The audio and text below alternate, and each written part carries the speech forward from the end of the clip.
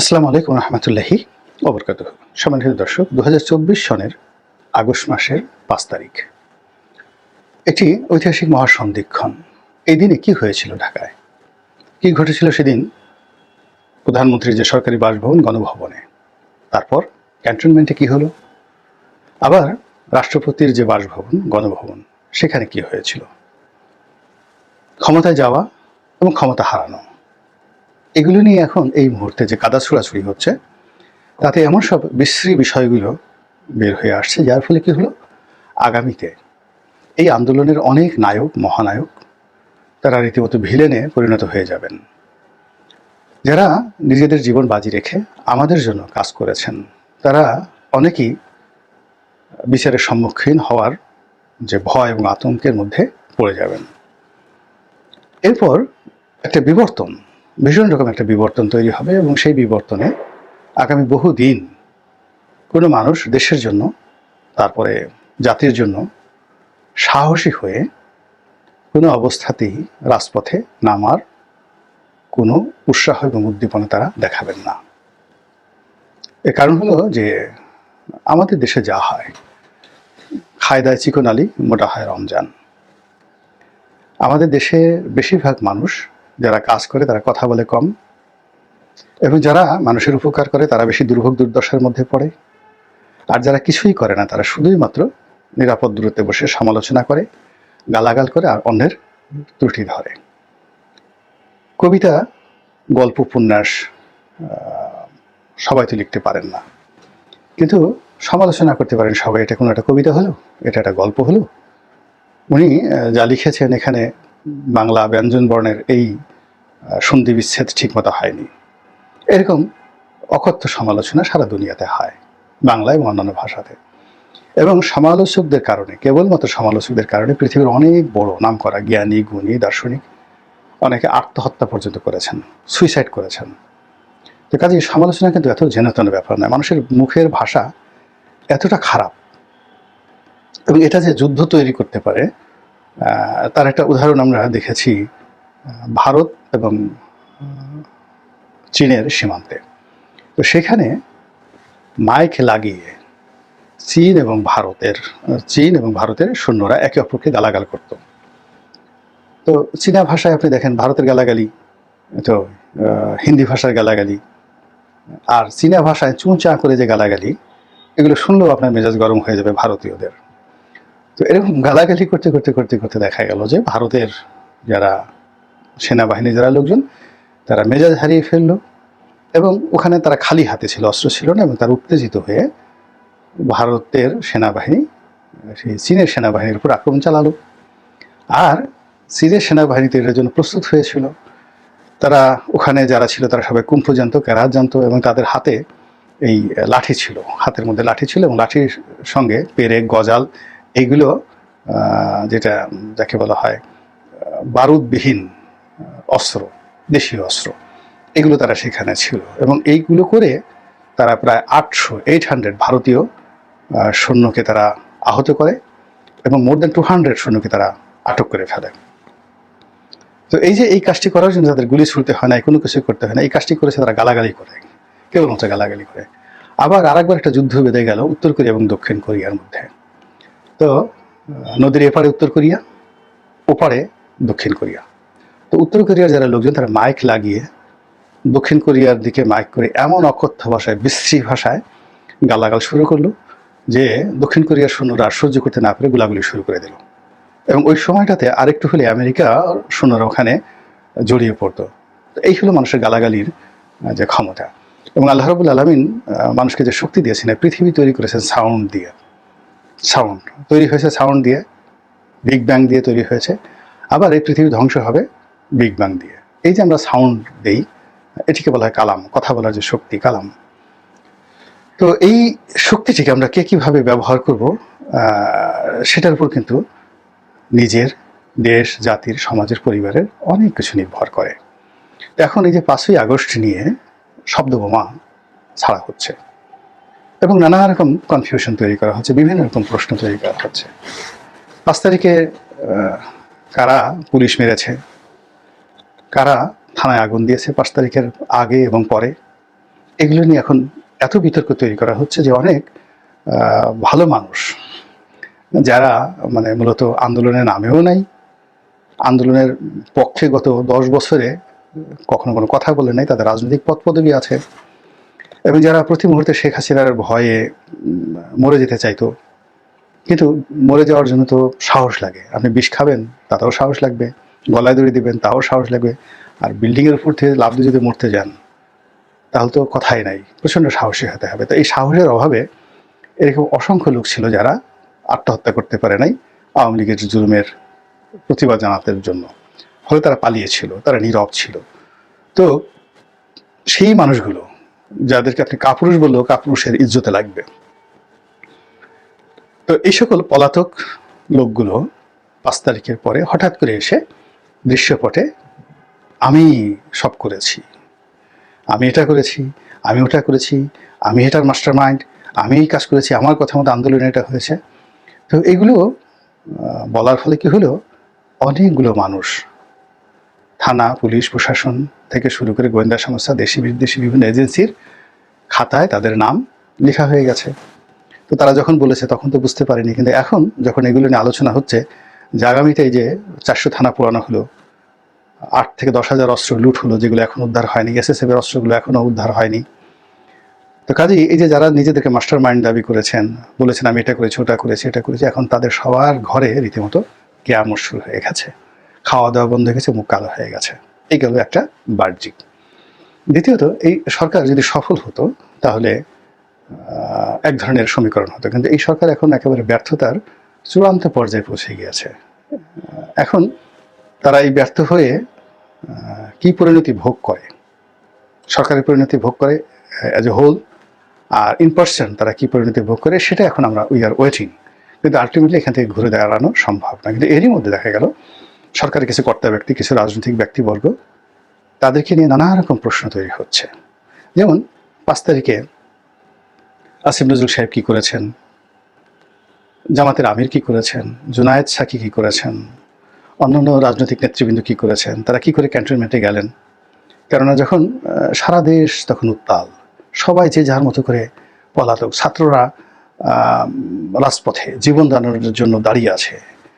তো সেই সময় মানে কিছু লোক, 20, 25, 30 জন লোক, যারা সবসময় মানে পলানোর ক্ষেত্রে তাদের একটা রেকর্ড আছে, জেলখানার ক্ষেত্রে রেকর্ড আছে, এবং তাদের সব রেকর্ড আছে, যারা এই ক্যান্টনমেন্টে গিয়েছিলেন, হাতে গোনা 2-1 জন ছাড়া তারা গত 15-20 বছরে শেখ হাসিনার বিরুদ্ধে একটা টু শব্দ করেননি। বরং শেখ হাসিনাকে আম্মা ডেকেছেন, পীরমা ডেকেছেন, অলিয়াল্লাহ ডেকেছেন, কওমি জননী ডেকেছেন। এরকম অসংখ্য লোকের সংখ্যা আমরা জানি এবং তাদেরকে চিনি। সেই সমস্ত লোক একেবারে আধা ঘন্টার নোটিশে কি করে সেই ক্যান্টনমেন্টে তারা গেলেন, কি করে গেলেন, এই প্রশ্নটা এখন সামনে চলে এসেছে। 2 নম্বর হলো, সেখানে গিয়ে তারা কি খেয়েছেন, দুপুরের সময় তাদেরকে কি খাবার দেওয়া হয়েছে, কটার সময় তারা গিয়েছিলেন, নাকি তারা খালি পেটে অভুক্ত অবস্থায় থেকেছেন, যদি খেয়ে থাকেন কোন কোন আইটেম দিয়ে খেয়েছেন, এবং খাওয়ার ফলে তাদের পেটে গ্যাস হয়েছে কিনা, হজম হয়েছে কিনা, তারা তৃপ্ত ছিলেন কিনা, অতৃপ্ত ছিলেন কিনা, এই জিনিসগুলো কিন্তু এখন আলাপ আলোচনা হচ্ছে। এর বাইরে ওখানে যে সিদ্ধান্তগুলো, কি কি সিদ্ধান্ত হয়েছে, তারা কি ওখানে গেছেন শেখ হাসিনা রেজিমকে প্রলম্বিত করার জন্য, শেখ হাসিনাকে ক্ষমতায় রেখে একটি জরুরি অবস্থা জারি করা হবে সেজন্য, নাকি শেখ হাসিনার পতন হয়ে গেছে, শেখ হাসিনার পতন হয়ে গেছে এই কথা জেনে বুঝে তারা ওখানে গেছেন একটা প্রি প্ল্যান করে একটা শেখ হাসিনা পরবর্তী একটা সরকার গঠন করার জন্য। এগুলো নিয়ে আলোচনা শুরু হয়েছে এবং আগামীতে এগুলো মারাত্মক একটা পরিণতি বয়ে নিয়ে আসবে। আবার বলছি, সেনাপ্রধান বলেছেন যে তিনি যখন এই নেতৃবৃন্দের সঙ্গে বৈঠকে ব্যস্ত, তখনও তিনি জানতেন না যে শেখ হাসিনা চলে গেছেন। তাহলে শেখ হাসিনা বাংলাদেশে আছেন, তখন সেনাপ্রধান এ সকল লোকের সাথে আলাপ আলোচনা করছেন। সঙ্গত কারণে প্রশ্ন আসতে পারে যে এই আলাপ আলোচনার মধ্যে অবশ্যই 2টো প্রসঙ্গ থাকবে, শেখ হাসিনা গ্রেপ্তার হবেন, তাকে ক্ষমতাচ্যুত করা হবে, এই একটা, অথবা শেখ হাসিনাকে রেখে জরুরি অবস্থা জারি করে পরিস্থিতি কীভাবে নিয়ন্ত্রণ করা যায় আপনারা আমাদেরকে সহযোগিতা করেন, বিনিময় হুং হাং পুং পাং কি দরকার বলেন, আপনাদেরকে আমরা দেব। এই তো দুটো আলোচনা। এখন তাদেরকে বলতে হবে যে যদি তারা 12টার সময় গিয়ে থাকে তখন তো শেখ হাসিনা বাংলাদেশে, যদি 2টোর সময় গিয়ে থাকেন ওখানে তখনও শেখ হাসিনা বাংলাদেশে, তাহলে তারা কোন বেসিসে, কিসের ভিত্তিতে, কোন সাহসে ক্যান্টনমেন্টে যাওয়ার সুযোগ পেলেন? ওই অবস্থায় তো কোনো থানায় যেতেই অনেক সাহসী মানুষ সাহস পায় না। তো যখন তারা সেখানে গিয়েছেন, নিঃসন্দেহে যাদের আহ্বানে গিয়েছেন তাদের সঙ্গে তাদের একটা সম্পর্ক ছিল, দীর্ঘদিনের সম্পর্ক ছিল, বন্ধুত্ব ছিল, এবং একটা ট্রাস্ট অর্দি, বিশ্বাস করা যায় এরকম একটা সম্পর্ক ছিল, এবং সম্ভবত কিছু লেনা দেনাও থাকতে পারে, আল্লাহ মালুম জানেন। উচিত আমি তো ওখানে যেতে সাহস পেতাম না, কখনোই সাহস পেতাম না। এখন যারা ওখানে গিয়েছেন বাস্তব জীবনে, যদি ধরেন প্র্যাকটিক্যালি লাস্ট 20 ইয়ার্স, যদি আমার ব্যক্তিগত জীবন ধরেন, আমি খুব সাধারণ মানুষ, 2001 সন থেকে আমি আজ পর্যন্ত 25 বছর যাবত সরাসরি সংসদ সদস্য পদের জন্য লড়াই করছি, সংসদ সদস্য হয়েছি, আর ওই পর্যায়ে আমি ফাইট করে যাচ্ছি। তো কাজেই আমার সাহস, আমার কানেক্টিভিটি, এগুলোর সাথে যদি আপনি তুলনা করেন, ওখানে যারা গেছেন কেউ আমার পর্যায়ের নন, একেবারে বাংলা কথা, কেউ আমার পর্যায়ের নন। 2 নম্বর হলো আমার যে কানেক্টিভিটি আছে ক্যান্টনমেন্টের বাইরে, বিজনেস কমিউনিটিতে, কিংবা পুরুষের সবচেয়ে বড় ব্যাকবোন থাকে তার অর্থনৈতিক সক্ষমতার উপর। পুরুষের টাকা থাকলে তার অনেক সমস্যা দূর হয়ে যায়। হালালভাবে উপার্জন করে টাকার মালিক ওখানে যারা গিয়েছেন, আপনি গিয়ে দেখেন, আমি তাদের চাইতে, তাদের বেশিরভাগ লোকের চাইতে অনেক আগের থেকে, আরো 25 বছর আগের থেকে সচ্ছল এবং ধনী। তারপর শিক্ষা দীক্ষার কথা বাদ দিলাম, পদ পদবীর কথা বাদ দিলাম, এগুলো সবই বাদ দিলাম। তা আমি বলছি যে আমাকে যদি ওই মুহূর্তে প্রশ্ন করা হতো, বলা হতো, গাড়ি পাঠানো হতো, আমি ক্যান্টনমেন্টে যেতে সাহস পেতাম না। আমি বলতাম যে ওকে, আপনার কথাবার্তা বলতে ইচ্ছে করে আমার অফিসে আসেন, অথবা অ্যাটলিস্ট সেরাটনে বসেন, সোনারগাঁয়ে বসেন, বাইরে কোনো পাবলিক প্লেসে বসেন, নট ইন ক্যান্টনমেন্ট। আমি তখনই ক্যান্টনমেন্টে যেতাম যখন ক্যান্টনমেন্টের যারা আমাকে ডেকেছে তাদের সঙ্গে আমার ওই ধরনের একটি সম্পর্ক থাকতো, অথবা আমাকে জোর করে তুলে নিয়ে যাওয়া হতো, উঠিয়ে নিয়ে যাওয়া হতো, যেখানে আমার কোনো অপশন থাকতো না। তো সেখানে তারা যে ওখানে গেলেন, এই কেন গেলেন, কিভাবে গেলেন, এগুলো নিয়ে কিন্তু এখন বিতর্ক হচ্ছে, এবং যে সকল কথাবার্তা আন্দাজে হোক, মিথ্যা হোক, যা কিছু হোক, এগুলো কিন্তু সবই পিলে চমকানো। তারপরে আবার ক্যান্টনমেন্টের পর্ব সারার পরে আবার যখন সবাই মিলে বঙ্গভবনে গেলেন, সেখানে গিয়ে আলাপ আলোচনা করলেন, রাষ্ট্রপতির সাথে কথাবার্তা বললেন, সব কিছুর মধ্যেই বলতে গেলে কেঁচো খুঁড়তে গিয়ে সাপ নয়, একেবারে ডাইনোসর বের হয়ে আসছে। এবং সেই ডাইনোসরের কারণে কি হচ্ছে, আমাদের যে আজকের যে দুর্ভোগ এবং দুর্দশা, যা কিছু হয়েছে, আমরা এখন পয়েন্ট অফ নো রিটার্নে চলে গেছি। আমি একটা জিনিস বলি, সবসময় বলেছি যে যদি এই বাংলাদেশকে দাঁড় করাতে হয়, তাহলে 1971 সালে যারা অপকর্ম করেছেন তাদের সবাইকে শাস্তি দিতে হবে এবং সরি বলতে হবে, নতুন একটা রাজাকার মুক্ত দেশ লাগবে। বিএনপি তাদের শাসন আমলে, বিশেষ করে 2001 থেকে 6 পর্যন্ত যে অন্যায়গুলো করেছে, প্রত্যেকটা অন্যায়ের শাস্তি হতে হবে। এবং তাদের জমানাতে যে সকল অপরাধগুলো সংঘটিত হয়েছে, গ্রেনেড হামলা সহ, হাওয়া ভবন, খাম্বা মাম্বা, যা কিছু হয়েছে, এবং ওই সময় যে সকল অর্থ দানব তৈরি হয়েছে, এইগুলো যদি বিএনপি তাড়াতে না পারে তার দল থেকে, এবং বিএনপি এই কাজগুলোর জন্য যদি সরি বলতে না পারে, বিএনপির ক্ষমতায় আসা অসম্ভব বিষয়। আর অসম্ভব যদি কখনো সম্ভব হয়, টিকে থাকাটা কোনো মতে সম্ভব হবে না, 6 মাসও টিকতে পারবে না। একইভাবে আওয়ামী লীগ সেই 2014 সনে, 2018, 2024 সনে যে গুরুত্বপূর্ণ ধ্বংস করেছে দেশের যাকে বলা হয় নির্বাচন ব্যবস্থাকে, তার সঙ্গে সঙ্গে অর্থ ব্যবস্থাতে এস আলম থেকে শুরু করে যে সকল অর্থ দানব তৈরি করেছে, তাদের অনেক মন্ত্রী এমপি যে দুর্নীতি করেছে, এগুলো সব সুরাহা করতে হবে, কড়ায় গন্ডা এগুলো হিসাব দিতে হবে। 75-এ কিন্তু এই ধরনের অভিযোগ ছিল না, তখন রাজনৈতিক ক্রাইম হয়েছে, খুন হয়েছে, জখম হয়েছে, সেরা শিখদেরকে মারা হয়েছে, তারপর 4র্থ সংশোধনী হয়েছে, দুর্ভিক্ষ হয়েছে, কিন্তু এই যাত্রায় যা হয়েছে ওটা কিন্তু হয়নি। এইগুলো প্রতিবিধান না করে রাজনীতিতে ফিরে আসা যাবে না, এবং এই কুকর্মের যাকে বলা হয় প্রতিফল তাদের ভোগ করতে হবে, যেভাবে বিএনপি গত 20 বছর যাবৎ করছে। এবং তারা যতদিন না পর্যন্ত সরি না বলবে, ততদিন পর্যন্ত তাদেরকে এই কাজ করতে হবে, নিন্দিত হতে হবে এবং ঘৃণিত হতে হবে। জামাতের একই অবস্থা।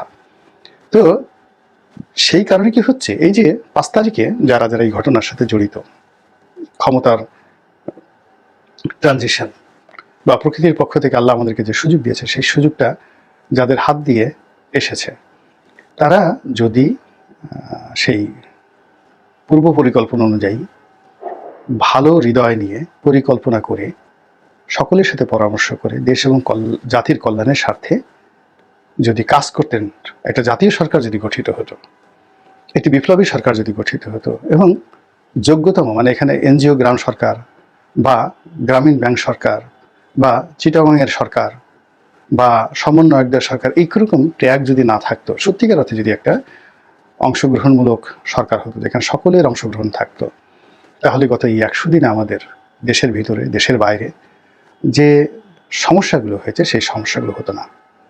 এখন আওয়ামী লীগ জমানাতে যে সমস্যাগুলো ছিল সেগুলো তো আছেই, তার সঙ্গে গত 100 দিনে যে সমস্যা তৈরি হয়েছে এর ফলে কি হলো, এখন যারা সরকারের সঙ্গে আছেন তারা তো বিপদগ্রস্ত হবেনই, তার সঙ্গে সঙ্গে পুরো জাতিকে বিপদের মধ্যে ঠেলে দিয়েছে। আজ দেখেন ভারতের সঙ্গে যে অবস্থা তৈরি হয়েছে এটা তো আগে হতো না, এটা দুর্বল সরকারের কারণে। আজ যে মব জাস্টিসের এটা যাকে বলা হয় প্রচলন বা মব জাস্টিসের যে একটা উদাহরণ তৈরি হয়ে গেল, এটা আপনি কিভাবে বন্ধ করবেন আগামী দিনে? ফলে কিছু অপরাধ আছে, কিছু কর্ম আছে যেগুলো পরিণতি ভোগ না করা পর্যন্ত মানুষ এখান থেকে বেরোতে পারে না। ক্যান্সার হলে আপনাকে ক্যান্সার নির্মূল করতে হবে, হাত কেটে ফেলতে হবে অথবা মরতে হবে। তদ্রূপ এখন আমাদের এই গত 100 দিনের সমস্যা, তার আগের সেই 15 বছরের সমস্যা, তার আগে 111-এর সমস্যা, তার আগে বিএনপির সমস্যা, একটা সমস্যাও কিন্তু সমাধান হয়নি। এই যে দেখুন 21শে আগস্টের গ্রেনেড হামলার সমস্যাটি সমাধান হয়নি, আবার হাইকোর্টের রায়ের মাধ্যমে নতুন করে বিতর্ক শুরু হয়েছে। কাজেই এই যে 5ই আগস্ট তারিখে যা হয়েছে, যে সকল কথাবার্তা আলাপ আলোচনা হচ্ছে, একটা ফেসবুক স্ট্যাটাস দিয়ে বা 2 মিনিটের একটা ভিডিও বক্তব্য দিয়ে বা কেউ চুপচাপ থেকে এই পরিস্থিতি মোকাবেলা করবেন বা এর থেকে নিজেদেরকে বিযুক্ত রাখবেন, বিমুক্ত রাখবেন, দায় রাখবেন, এটা সম্ভব হবে না। অতীতের যে ঘটনাগুলোর জন্য রাজনীতিবিদরা, আমলারা কামলারা দুর্ভোগ পোহিয়েছেন, তারপরে দুর্দশা ভোগ করেছেন, অনেকে মারা গিয়েছেন, সেই অতীতের সেই সকল কর্মের চাইতে এই 5 তারিখের যে